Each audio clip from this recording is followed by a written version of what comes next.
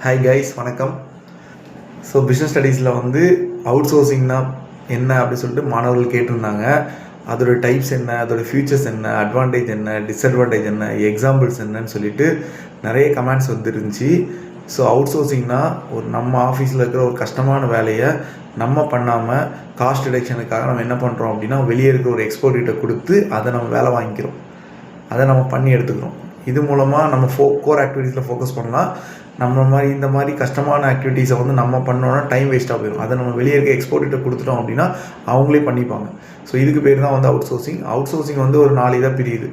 BPO, business process outsourcing; KPO, knowledge process outsourcing; LPO, legal process outsourcing; இன்னொன்று ITES, IT information technology enabled service.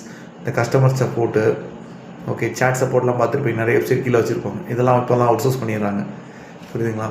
So இதில் வந்து பெரிய advantage என்ன அப்படின்னா, வெளியே இருக்கிற எக்ஸ்பர்ட்டோடைய ஸ்கில்லை நம்மளால் அக்சஸ் பண்ண முடியும், நம்மளுடைய கோர் ஆக்டிவிட்டீஸில் நம்மளால் ஃபோக்கஸ் பண்ண முடியும். பெரிய டிஸ்அட்வான்டேஜ் என்ன அப்படின்னா, டேட்டா லீக் ஆகிரும். ஏன்னா திருட்டு பசங்க ரொம்ப ஜாஸ்திங்க, திருடிடுவானுங்க. டேட்டா லீக்கேஜ் ஆகிறதுக்கு நிறைய வாய்ப்பு இருக்குது, புரியுதுங்களா?